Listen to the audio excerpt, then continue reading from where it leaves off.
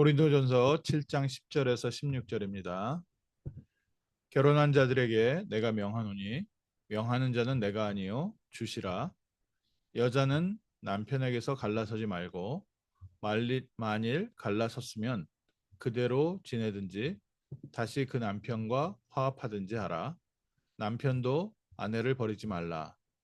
그 나머지 사람들에게 내가 말하노니 이는 주의 명령이 아니라 만일 어떤 형제에게 믿지 아니하는 아내가 있어 남편과 함께 살기를 좋아하거든 그를 버리지 말며 어떤 여자에게 믿지 아니하는 남편이 있어 아내와 함께 살기를 좋아하거든 그 남편을 버리지 말라. 믿지 아니하는 남편이 아내로 말미암아 거룩하게 되고 믿지 아니하는 아내가 남편으로 말미암아 거룩하게 되나니 그렇지 아니하면 너희 자녀도 깨끗하지 못하니라. 그러나 이제 거룩하니라. 혹 믿지 아니하는 자가 갈리거든 갈리게 하라. 형제나 자매나 이런 일에 구애될 것이 없느니라. 그러나 하나님은 화평 중에서 너희를 부르셨느니라. 아내된 자여 내가 남편을 구원할지 어찌할 수 있으며 남편 된 자여 내가 내 아내를 구원하는지 어찌할 수 있으리요. 아멘. 오늘 하나님께서 주신 가정의 축복 또 결혼 제도에 대한 중요한 언약 에덴 동산의 축복 안에서 우리가 가정을 다시 보면 하나님께서 가정을 주시고 또 배필을 주시고 남편과 아내를 세우셔서 하나님의 나라를 이루시고 하나님의 나라의 일을 하게 하시는 것을 보게 됩니다. 오늘 그래서 하나님께서 우리에게 정해주신 이 배필을 사람이 임의로 나누지 못한다.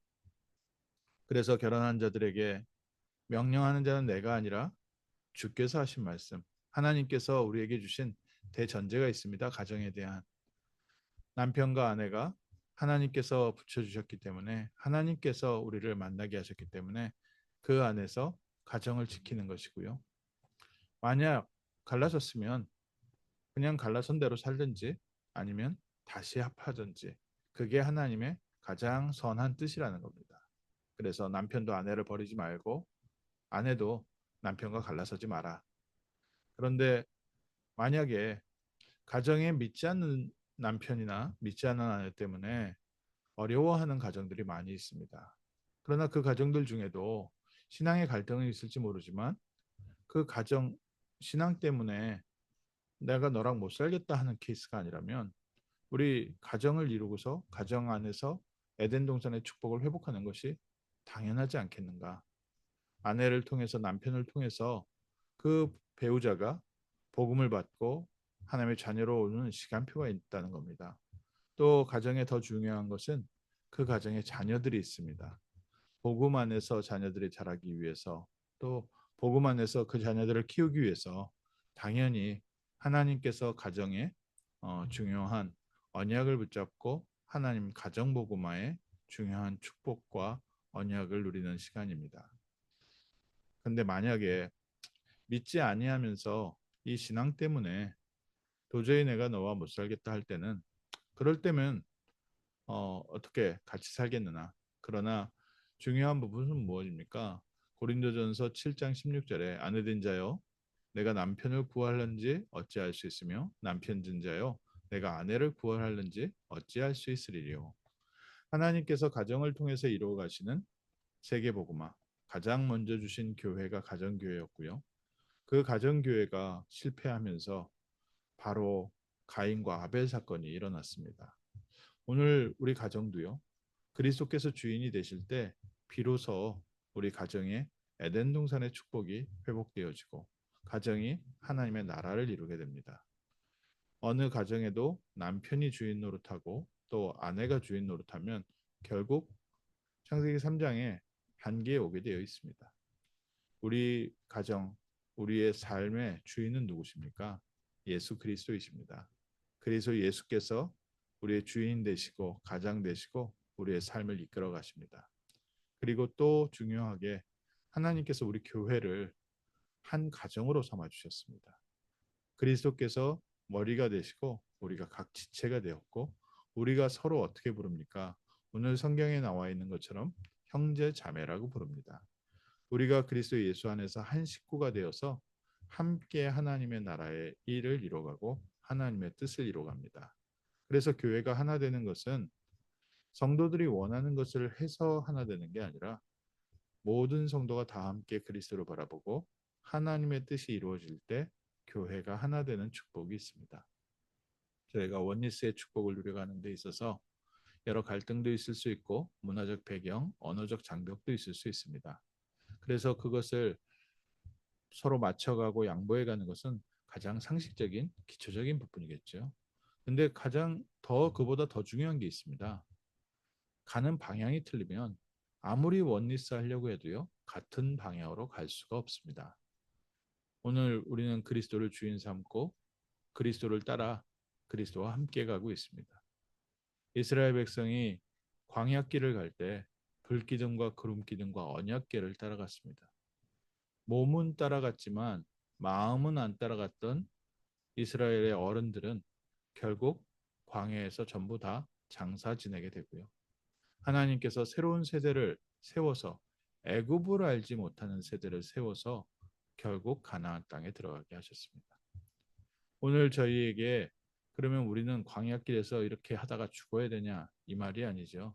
오늘 우리에게 깨닫게 하시는 게 있습니다. 가정도 그렇고 우리 개인도 그렇고 우리 교회도 마찬가지입니다. 그리스도 예수를 주인 삼고 세계복음화의 방향에 우리가 함께 따라갈 때 하나님께서 우리 교회를 통해서 이루실 세계복음화의 언약이 성취되어지고 또 가정도 가정복음화의 언약이 성취되어지고 우리 개인도 그리스도의 증인으로 빛의 파수꾼으로 하나님께서 세워가시는 축복 속에 있는 줄 믿습니다.